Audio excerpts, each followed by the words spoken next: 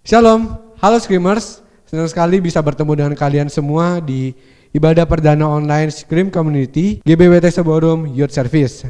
Nah, pada hari ini kita akan memuji menyembah Tuhan, memuliakan nama Tuhan bersama-sama, dan nanti kita akan benarkan firman Tuhan. So, selamat beribadah. Hai semuanya, Shalom Screamers. Welcome to GBI WT Seborum Youth Service Scream Community Online Service. Bersama gue Angel, dan hari ini gue akan kasih tau beberapa info seputar kegiatan kita seminggu ke depan. Stay tune terus. Info yang pertama, Scream Community Online Service akan tayang setiap hari Sabtu jam 6 sore hanya di YouTube Scream Community. Lalu Scream Community ada mengadakan Menara Doa Scream. Menara Doa Scream diadakan di setiap hari Minggu jam 6:30 malam. Gue mengundang teman-teman untuk hadir dalam Menara Doa Scream agar kita bisa doa bersama-sama untuk generasi dan bangsa. Untuk info berikutnya, Scream Community sedang mengadakan rekrutmen untuk Praise and Worship Team.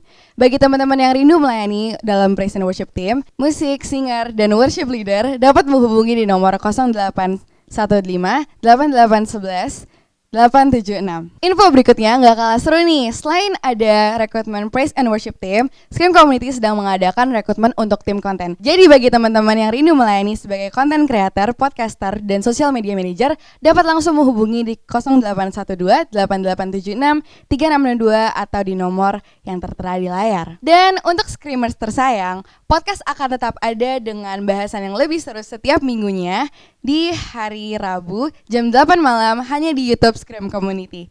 Demikian news minggu ini bersama gue Angel. Stay safe, stay healthy, God bless you, and don't forget, scream out the truth. Bye! Shalom Screamers! Mari kita sama-sama memuji dan menyembah nama Tuhan, amin. Katakan, Kau terbesar dan mulia, ajaib semua perbuatanmu. Kau terbesar dan mulia, biarlah semua memujimu.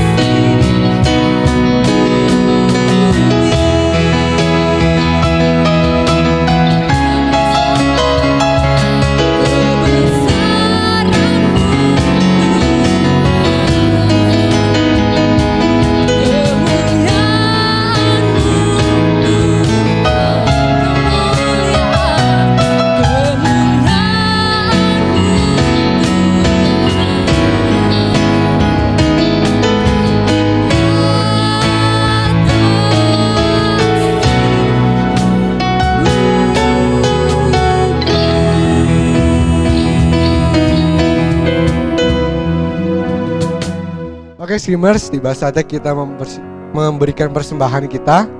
Buat teman-teman yang mau memberikan persembahannya, kalian bisa aja langsung scan QR barcode yang ada di layar kalian, atau enggak kalian bisa transfer ke rekening yang ada di layar kalian juga.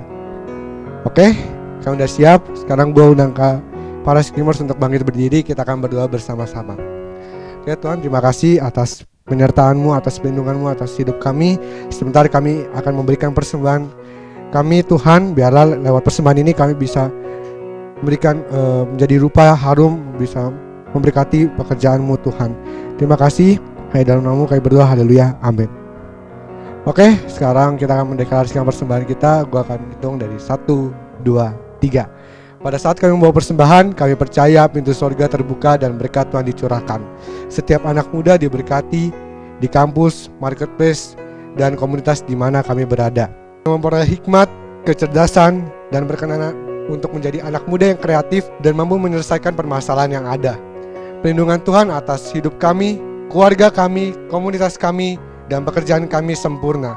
Menerima pasangan yang tepat dan terbaik dari Tuhan. Di tengah-tengah dunia kami menjadi generasi yang relevan, yang mampu memberikan pengaruh tanpa kompromi terhadap nilai-nilai yang kami percayai. Dalam nama Yesus. Haleluya. Amin. Kami bersyukur ya Tuhan, kami berterima kasih buat satu kali lagi kesempatan Tuhan boleh bawa kami pada hari ini. Kalau kami Tuhan adakan pada hari ini dengan tidak kurang suatu apapun, melainkan kami boleh bersama-sama kembali berjumpa lewat ibadah online ini Tuhan, untuk memuji, menyembah, mendengar kebenaran firman-Mu. Kami bersyukur sebab penyertaan-Mu ajaib dan heran bagi hidup kami Tuhan. Di tengah keadaan yang sulit, di tengah masa pandemi yang mungkin menakutkan bagi sebagian orang Tuhan, tetapi kami tahu kami aman dalam perlindungan Tuhan. Kami ada sampai hari ini dengan tidak kurang apa-apa. Kami sehat, kami tidak sakit, kami tidak lemah. Itu bukti kasih dan cinta Tuhan buat kami. Dan kalau hari ini Tuhan dalam ibadah ini kami boleh beroleh kesempatan untuk dengar kebenaran firman-Mu. Hari ini Tuhan kami berdoa, kami menyerahkan hidup kami ke dalam tangan-Mu. Kami menyerahkan hati, pikiran, tubuh, jiwa, roh kami ke dalam tangan-Mu. Ambil alih, kuasai di dalam nama Yesus Kristus Tuhan. Supaya kiranya ya Bapa, dalam segala hal kami tidak bercela, kami tidak memberi celah untuk iblis boleh masuk dan mencuri kebenaran firman-Mu dari kami. Berbicaralah, sampaikan isi hati-Mu Tuhan. Hamba-Mu yang tidak ada apa-apanya ini urapi, kuduskan, pakai, jadikan alat di dalam tangan-Mu. Berkati setiap kami yang menyampaikan dan yang mendengarkan, supaya semuanya kami sama-sama diberkati. Berfirmanlah ya Tuhan, sebab kami siap mendengarkannya di dalam nama Yesus Kristus Tuhan. Kami berdoa dan kami mengucap syukur. Haleluya. Amin. Amin. Shalom teman-teman, shalom screamers. Wow, kakak senang banget hari ini karena ini ibadah online perdana kita, dan akhirnya kita bisa ketemu lagi walaupun di tengah keadaan yang agak, ya banyak orang bilang keadaan ini sulit, keadaan ini susah dan sebagainya. Tapi kakak percaya perlindungan Tuhan buat kita itu sempurna. Amin. Oke, hari ini kita mau masuk dalam satu tema khotbah. Ada 4 seri buat tema khotbah ini, yang kakak adopsi tema khotbah ini dari khotbah yang pernah disampaikan oleh senior pastor kita di awal-awal masa pandemik, dan kita mulai melakukan atau melaksanakan ibadah online gitu ya. Pada saat itu senior pastor kita Bapak Pendeta Insinyur Wiryo Hadi, beliau mulai bicara tentang krisis ya. Beliau mulai bicara tentang krisis, dan sampai di satu ketika beliau bicara tentang heal our land. Dan itu begitu membekas banget di hati kakak. Kenapa? Karena setelah kepelajari heal our land, kenapa sih harus heal? Kenapa our land? Kenapa kita? Apa sih hubungannya dengan kita anak-anak muda? Apa hubungannya? Kenapa mesti saya? Kenapa heal our land itu bukan urusan pendeta yang doain? Itu urusannya pendoa kak yang jaga di menara doa sana.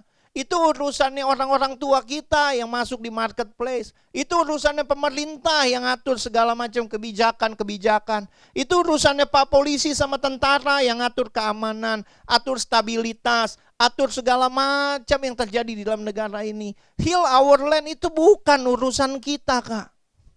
Tapi waktu kakak pelajari, waktu kakak baca kebenaran firman Tuhan itu, dan kakak temukan ada satu kebenaran yang betul-betul kita nggak bisa, akhirnya kita nggak bisa tolak.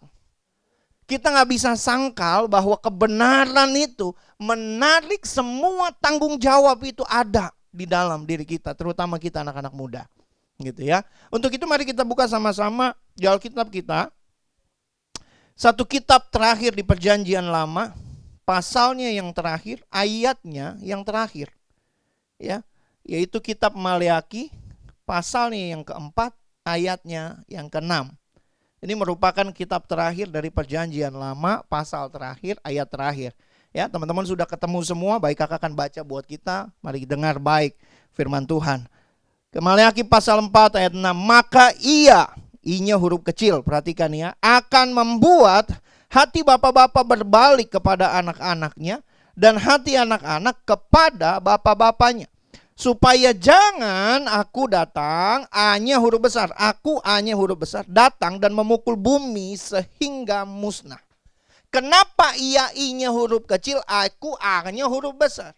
Karena yang punya hak untuk penghakiman itu adalah Tuhan Allah semesta alam. Ya, ia I-nya huruf kecil karena itu adalah the messenger, kira-kira begitu.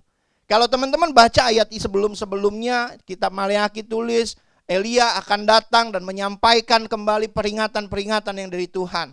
Dan ia akan membuat, nah ianya itu maksudnya Elia. Nah Elia itu maksudnya adalah para pembawa berita firman Tuhan yang akan ada pada zaman itu.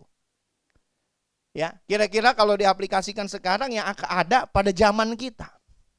Ya, seperti makanya kemarin waktu Pak Wiryo sampaikan kebenaran firman ini, saya duduk pikir dan saya renungkan, wow, betapa tinggi, dalam dan luasnya hikmat Tuhan.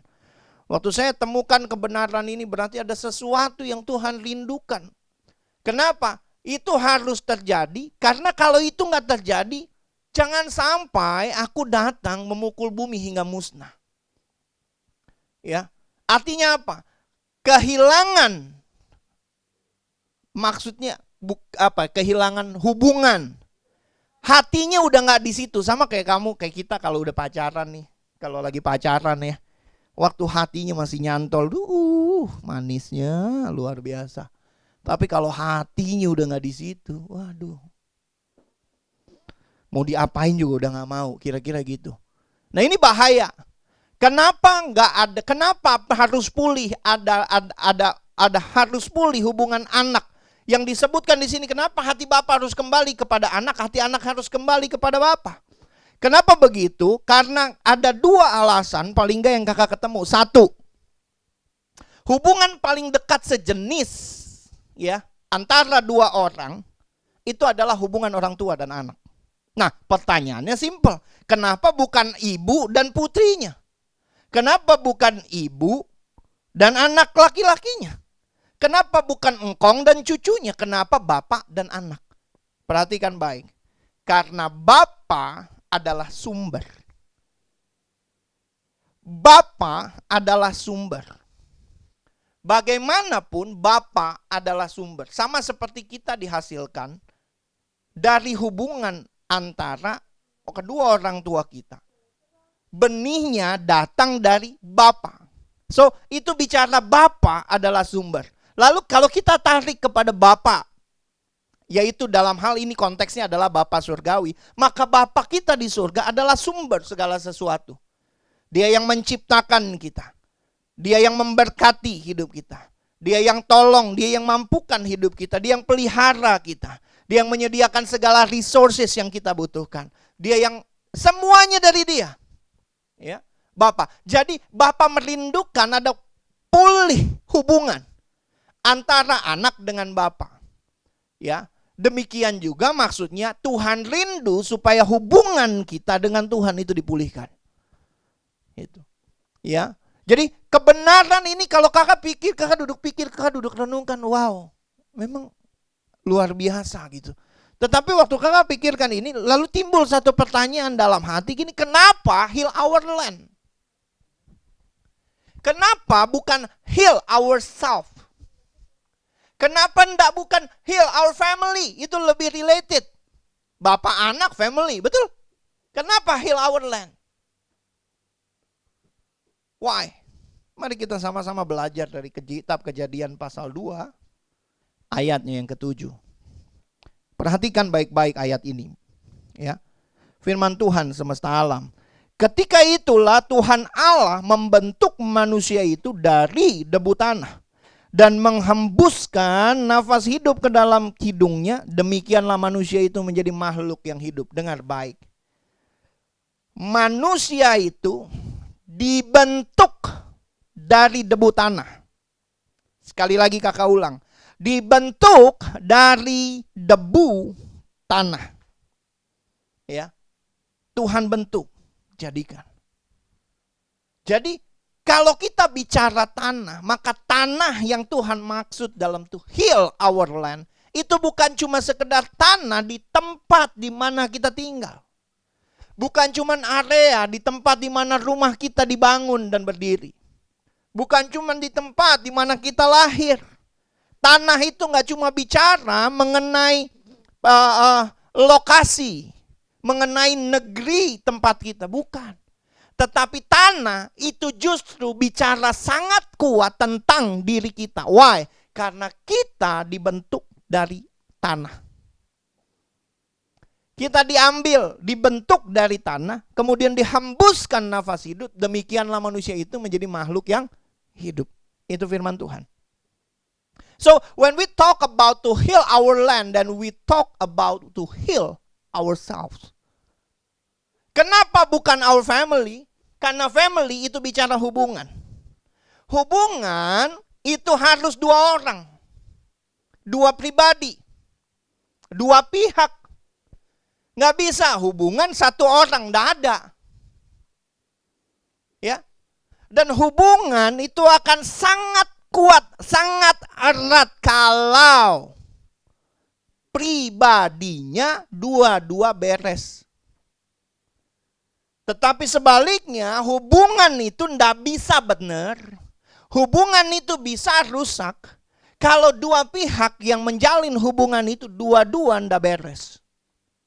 So ini kebenaran yang kakak mau suarakan. Teman-teman Screamers, mari perhatikan baik. Bahwa kamu bicara hubungan harus mulai dari dirimu. Ndak bisa kamu berhubungan dengan orang lalu kamu cuma mengharapkan dia ke kamu. Ndak bisa. Nggak akan jalan tuh hubungan. Nggak bisa kamu dalam keluarga, satu keluarga ibu, bapak, anak dua, lalu satu orang masing-masing, semua cuma berharap, ayo dong ke gua. Ngertiin gua, pahamin gua. Cukupin gua. Cuman gua terus, nggak bisa. Makanya hubungan itu bisa baik, bisa bagus, kalau dua-dua pihak itu benar. Kalau dua-dua pihak itu sehat. Kalau dua-dua pihak itu pulih. Kalau cuma satu pulih, satu enggak bisa juga, enggak jalan. So when we talk about to heal our land, it's definitely talk about to heal ourselves first.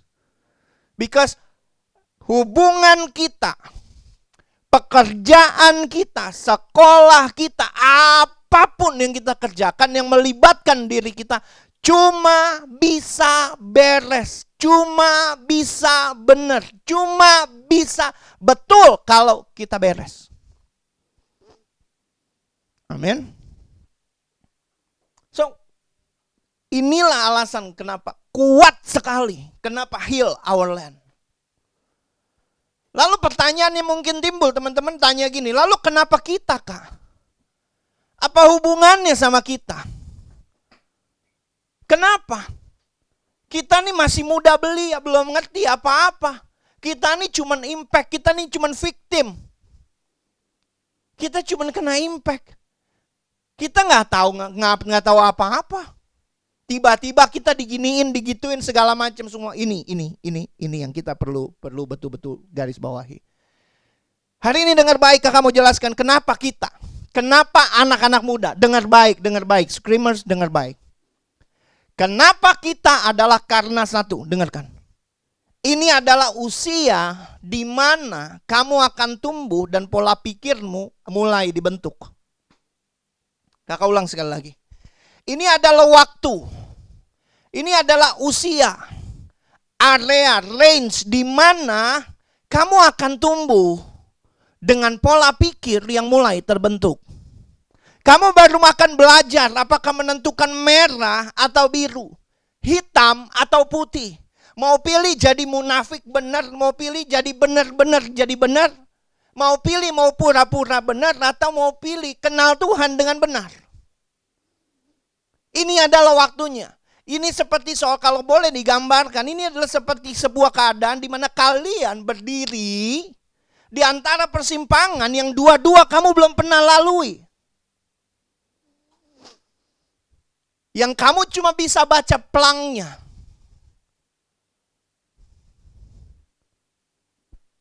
Ini waktunya. Makanya kenapa jadi penting banget anak muda, screamers dengar. Ini jadi waktu yang krusial bagi kamu untuk tentukan apa yang akan jadi di masa depanmu.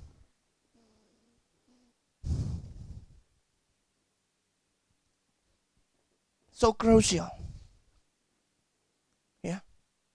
Jadi kita nggak bisa bilang, oh enggak, ini nggak ada hubungannya sama kita. Enggak. Ini dari kita. Kenapa begitu, Kak? Karena ketika pola pikirmu terbentuk dan itu adalah menjadi satu belief system. Kalau itu benar, kalau itu salah, perhatikan baik, kamu akan bawa itu sepanjang umur hidupmu sampai kamu mati. Kalau belief sistemnya salah, outputnya salah. Kalau outputnya salah, akibatnya salah. Perhatikan baik. Ya. Dari mana pola pikir itu terbentuk? Dari apa yang kamu alami.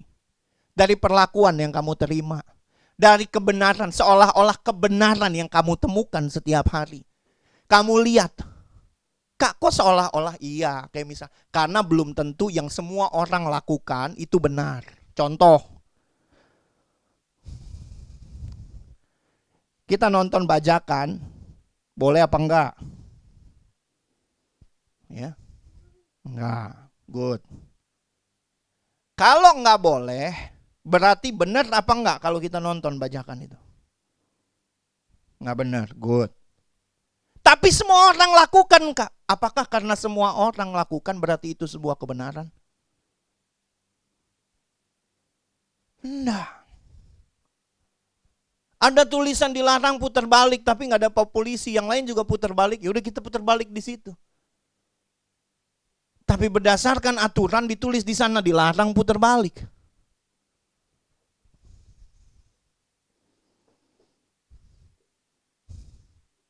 Kalau nggak ada rambunya, wah nggak tahu deh. Mungkin boleh, mungkin enggak, tinggal lihat aja uji keberuntunganmu. Tapi kalau muter lagi jauh, Kak. Whatever the reason.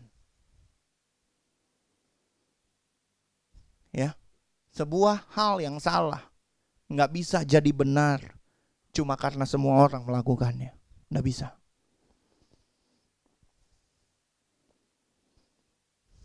Lihat ya. Jadi pola pikirmu terbentuk benar atau enggak itu jadi penting sekali. That's why to heal our land. We are the most.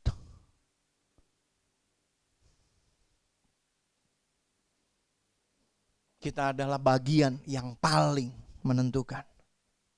Kalau kamu tumbuh besar dengan pola pikir yang salah, dengan belief system yang salah, kamu akan carry itu, bawa itu seumur hidupmu.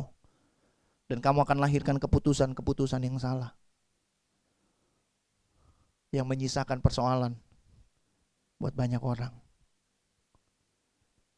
Kalau kamu tumbuh dengan belief system yang benar, maka kamu akan hidup dengan kebenaran di dadamu. Kamu tidak bisa dijual, kamu tidak bisa ditawar. Dalam tanda petik ya, tidak bisa dijual, ditawar itu artinya integritasnya tidak bisa dibeli. Amin. So hari ini itu jadi penting. Teman-teman screamers perhatikan baik. Mari suarakan kebenaran ini. Ini jadi krusial. Kalau hari ini kamu duduk komplain, kenapa orang-orang di bangsa ini kayaknya gak peduli? Kenapa orang-orang cuman taunya pentingin diri sendiri? Kenapa orang-orang cuma yang penting dia dapat bagiannya, golongannya dapat bagiannya? Kita nggak bisa salahin apa yang udah lewat, yang udah jadi. Bagaimana kalau kita mulai dari kita? Oke? So, ini kebenaran yang kamu sampaikan hari ini. Perhatikan, dengar baik-baik. What we need then? We need the reconciliation. Hati Bapa kembali kepada anak, hati anak kembali kepada Bapa. Yang kita butuhkan adalah rekonsiliasi. Gak peduli mungkin seberapa salah dirimu. Mari orang tua, hampiri, maafkan anak-anak. Say sorry. Mari anak-anak, gak peduli seberapa salah mungkin orang tuamu, mari hampiri mereka. Say sorry, Dad, I'm sorry. Mom, I'm so sorry for this. Rekonsiliasi itu harus pulih. Supaya kalau kamu satu rumah itu sudah dipulihkan, kamu bisa bersama-sama datang menghadap Tuhan. Dan kemudian hidupmu dipulihkan. Gak peduli seberapa jahat, gak peduli mungkin seberapa kasar mungkin perlakuan yang kamu pernah terima. Hari ini mari dengar baik. Kebenaran yang kamu sampaikan adalah apa yang dibutuhkan sih untuk rekonsiliasi? Pengampunan. Satu kali waktu itu almarhum adik saya masih hidup. Dia begitu nakal, dia begitu bandel. Dan kenapa dia begitu bandel? Karena luka yang dia bawa dalam hidupnya. Kami didik dia dengan cara yang keras. Karena kemudian ketika dia besar, dia jadi agak sulit menerima keadaan. Adik saya ini adalah anak perempuan kedua setelah sebelumnya meninggal di keluarga kami. Jadi kami itu bersaudara ada 4 orang kalau hidup semua. Koko saya 1, saya, lalu adik perempuan saya, dan yang bontot ini perempuan. Tetapi yang di bawah saya itu meninggal umur kira-kira sekitar umur 2 tahun. Lalu kemudian adik saya ini lahir. Gak lama sejak dia lahir, mama meninggal karena sakit. Sehingga apa yang terjadi? Anak perempuan terakhir bungsu. Istilahnya papa tuh waktu itu bilang, ini kenang-kenang, ini peninggalannya mama ini. Jadi papa mencurahkan segenap perhatiannya, daya, upaya, semua yang dia punya untuk mengasihi adik saya ini, yang anak bungsu ini perempuan. Lalu apa yang terjadi? Dia tumbuh menjadi anak yang gak bisa terima kata gak ada. Gak bisa. Dia gak bisa terima kata gak punya. Gak bisa. Gak bisa. Dia gak bisa terima kata gak bisa. Gak bisa. Apa yang dia minta harus ada. Apa yang dia mau harus jadi. Apa yang dia inginkan harus bisa terpenuhi. Long story short, dan papa bangkrut waktu itu. Dan kehidupan ekonomi kita gak sebaik dulu. Anyway, tahun berjalan gitu dan keadaan semua berubah, inflasi dan dan segala macam. Jadi nilai uang tuh nggak seperti dulu lagi gitu. Akhirnya kita hidup dalam keterbatasan dan dia mulai memberontak karena keadaan itu. Dia nggak terima keadaan itu. Sampai satu ketika kami panggil dia, kami tanya dia, kami ngebicara sama dia baik-baik, dan dia istilahnya anak-anak sekarang bilang tuh nyolot gitu, ngomongnya malah nyolot. Dia bilang apa? Adek benci karena papa miskin. Itu sangat menohok di hati orang tua saya. Waktu itu tinggal papa. Dan itu buat saya adalah suatu hal yang non-acceptable kan. Buat saya itu kurang ajar. Lalu saat itu saya di usia saya yang masih 20-an itu, saya ambil tindakan, saya tempeleng dia gitu. Saya tampar dia. Maksud saya adalah mendidik, tetapi itu rupanya cara yang salah. Lalu kemudian dia menjadi luka. Dia membawa luka lain di dalam hidupnya. Dan dia mulai memberontak. Dia mulai gak suka masuk sekolah. Dia mulai lari-larian dari rumah, nginep di rumah teman-teman yang gak pulang-pulang berminggu-minggu. Dan apa yang dia bilang bahwa Ade dipukulin sama papa sama koko. Tante jangan bilang ya Ade nginep di sini. Kalau gak nanti papa datang sama koko, mereka bisa hajar Ade di depan umum. Ade gak mau itu. Padahal dia nginep itu cuman karena dia senang di tempat temennya itu semuanya ada. Mau makan apa di kulkas semua penuh, kamarnya AC, kasurnya baru, tempatnya bagus. Sedangkan di kita tuh semua dalam segala keterbatasan gitu. Dan saya marah sama papa saya bilang ini gara-gara papa terlalu sayang dia bukan pada tempatnya. Dia jadi begini. Papa saya cuma bisa diem, dia gak bisa ngomong apa-apa karena memang dia betul-betul sayang anak itu gitu. Dan saya bilang mulai hari ini biar saya yang didik dia. Dan saya didik dia dengan keras. Salah saya hajar, salah saya hajar, salah saya hajar. Dan tanpa disadari luka itu makin dalam hidupnya. Sekolahnya makin hancur, nilainya anjlok. Saya ingat waktu itu kakak agak lupa dia 2 SMP apa 2 SMA, 2 SMA kayaknya kalau nggak salah tuh. Ketika itu dia nilai terjelek dia itu sampai 0,35. Teman-teman pernah nggak dapat nilai segitu? Saya nggak tahu itu nilai apa. Mungkin gurunya kasih dia jasa nilai jasa nulis gitu. Udah capek nulis dikasih nilai 0,35. Bayangin 0,35. Saya marah dia. Dia makin menjadi-jadi. Saya kerja jadi sales waktu itu, bawa pulang uang tagihan, dia curi, dia ambil. Dia pergi makan, dia traktir teman-temannya, dia senang-senang. Dan gua kerja tiap hari cuman buat bayarin utang. Waduh. Hidup begitu dan bertahun-tahun seperti itu. Luka itu makin dalam dan akhirnya seperti jadi sesuatu yang busuk di dalam hatinya. Dia menyimpan dendam terhadap saya. Diam-diam dia menyimpan dendam terhadap saya.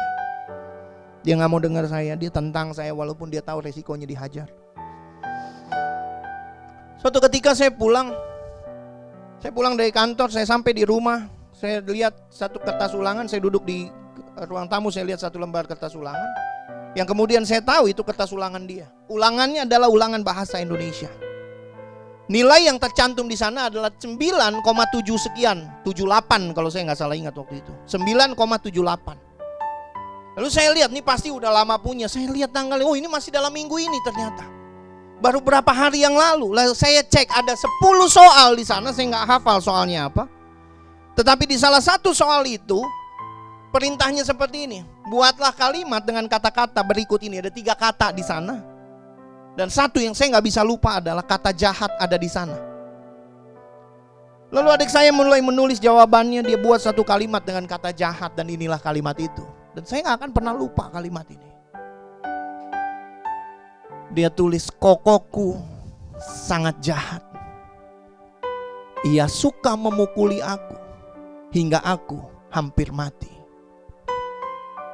Saya seperti ditempeleng pada saat saya baca itu. Saya seperti ketemplak gitu. Apa yang bikin saya ketemplak bukan karena dia tulis kokoku sangat jahat, tapi karena jawaban itu dianggap betul oleh guru bahasa Indonesianya. Padahal dia tulis kokoku sangat jahat. Kokoku sangat jahat. Itu bukan bahasa Indonesia. Dan hari itu seperti Tuhan bicara kayak geledek di kuping saya. Dia bilang, Ton, can you read it?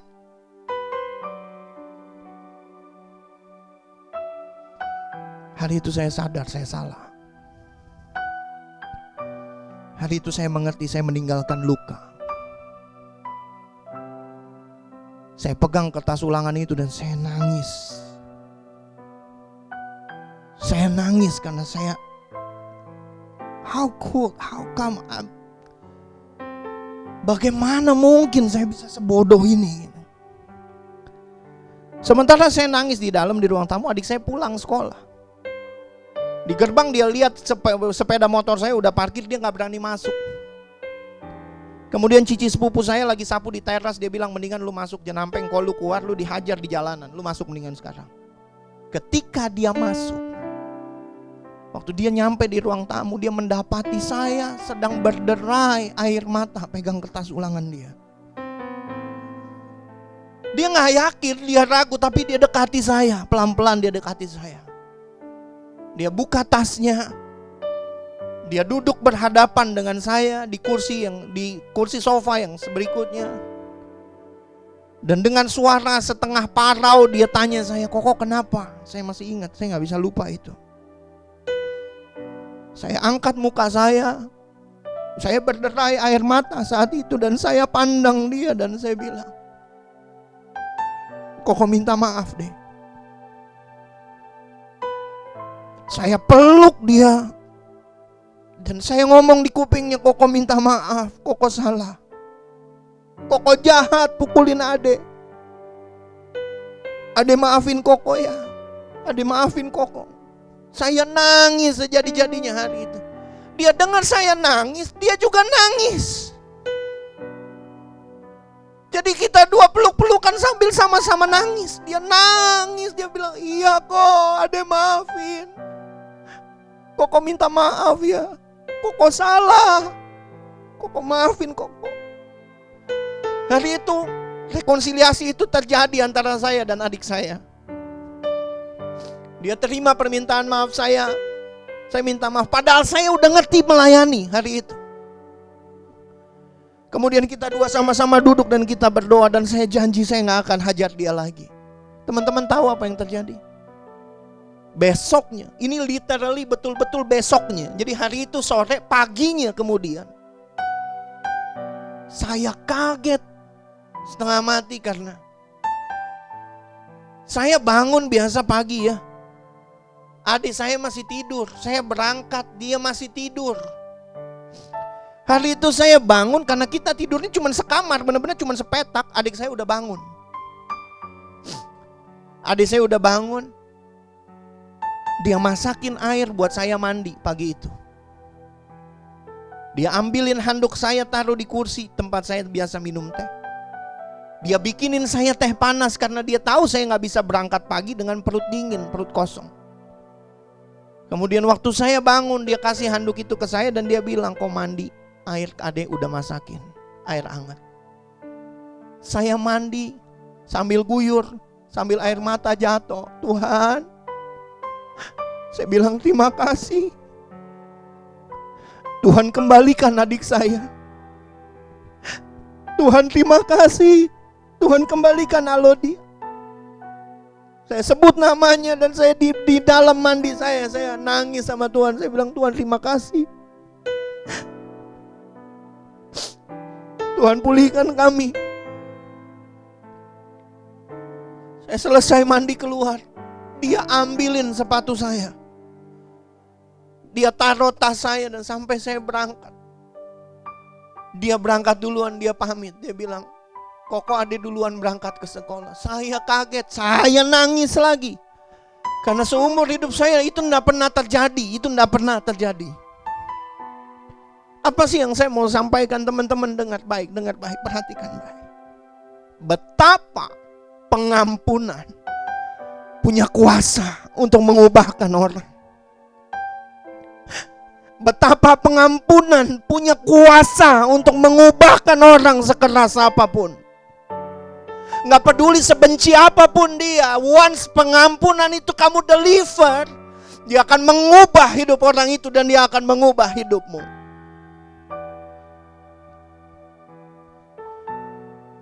Dan saya saksikan kehidupan kami berubah, adik saya berubah. Pada akhirnya dia masuk kelas 3 IPA 1.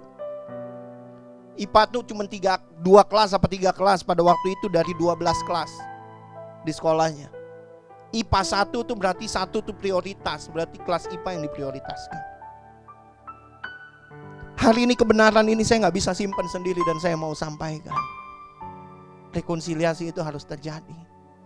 Pengampunan itu harus dilepaskan. Firman Tuhan bilang, jikalau kamu mengampuni maka Bapamu yang ada di surga akan mengampuni kamu. Tetapi jikalau kamu tidak mengampuni, maka Bapamu yang di surga juga tidak akan mengampuni kamu. Mari kita tundukkan kepala kita datang pada Tuhan. Mari sama-sama renungkan kebaikan Tuhan. Kesalahan apa yang mungkin kita buat? Kesalahan apa yang mungkin dia buat? Mari lepaskan pengampunan. Mari minta Bapa, Tuhan pulihkan. Tuhan sentuh hatinya, Tuhan sentuh hatiku. Mari Tuhan bekerja di antara kami. Aku berdoa di dalam nama Yesus. Mari teman-teman Screamers dengar hari ini, malam ini. Kakak nggak tahu apa yang terjadi sama kamu, tetapi kalau itu kamu dan kamu rasakan kuasa Tuhan bekerja di dalam dirimu, jangan tahan air mata itu mengalir. Mari taruh tangan kananmu di dadamu. Kakak mau berdoa buat kamu. Bapa,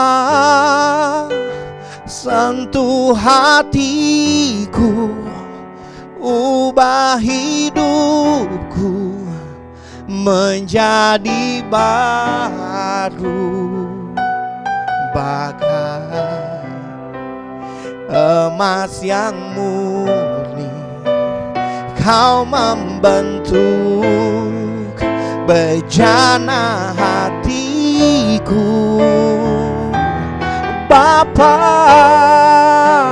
ajarku mengerti sebuah kasih yang selalu memberi, bagai air mengalir yang tiada pernah berhenti.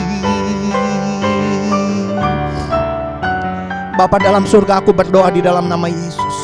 Setiap teman-teman Screamers yang dengan rendah hati menaruh tangannya di dadanya hari ini Tuhan. Mungkin kami gak bertemu secara langsung, tetapi hamba percaya kuasa Allah tidak dapat dibatasi oleh apapun, tidak dapat dibatasi oleh ruang, waktu atau apapun. Maka dari tempat ini hamba berdoa di dalam nama Yesus Kristus.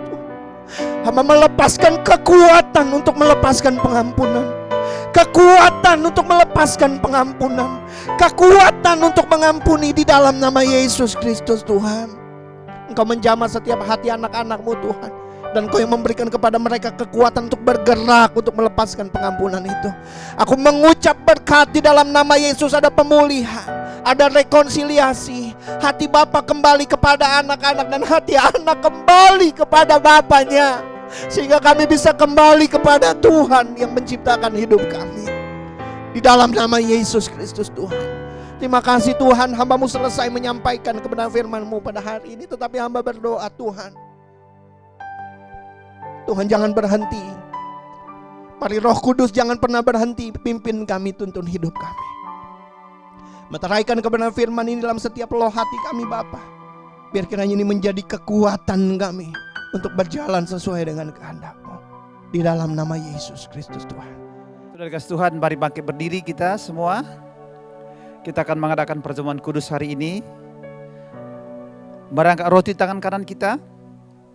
Sebab apa yang telah kuteruskan kepadamu telah aku terima dari Tuhan, yaitu bahwa Tuhan Yesus pada malam waktu diserahkan mengambil roti, dan sesudah itu ia mengucap syukur atasnya, ia memecah-mecahkannya dan berkata, inilah tubuhku yang diserahkan bagi kamu, perbuatlah ini menjadi peringatan akan aku. Kekasih-kasih Kristus, bukankah roti yang kita angkat tinggi di tangan kanan kita yang kita pecah-pecahkan ini persekutuan kita dengan tubuh Kristus? Mari kita makan bersama-sama dalam nama Yesus.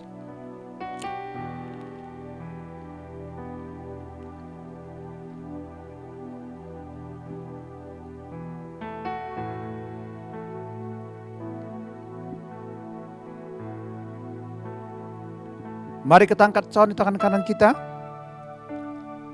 Demikian juga ia mengambil cawan sesudah makan lalu berkata, cawan ini adalah perjanjian baru yang dimeteraikan oleh darahku. Perbuatlah ini setiap kali kamu meminumnya menjadi peringatan akan aku. Kekasih-kekasih Kristus, bukankah cawan yang kita angkat tinggi tangan kanan kita yang atasnya kita mengucap syukur persekutuan kita dengan darah Yesus? Mari kita minum sama-sama dalam nama Yesus.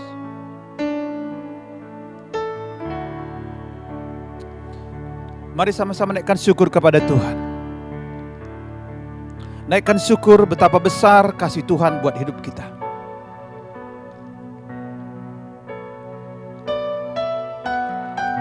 Dia telah mati bagi kita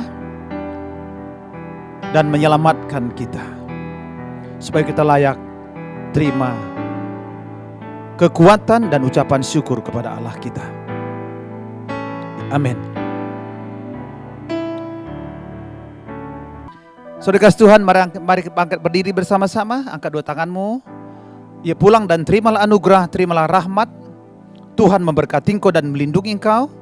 Tuhan menyinari engkau dengan wajahnya, memberi engkau kasih karunia. Tuhan menghadapkan wajahnya kepadamu dan memberi engkau damai sejahtera.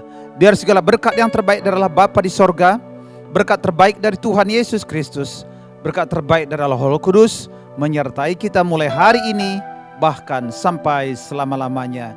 Kita yang percaya diberkati Tuhan katakan sama-sama amin. Thank you, Screamers, for joining our Youth Online service. Have a great Saturday. Jesus bless you, and don't forget to scream out the truth.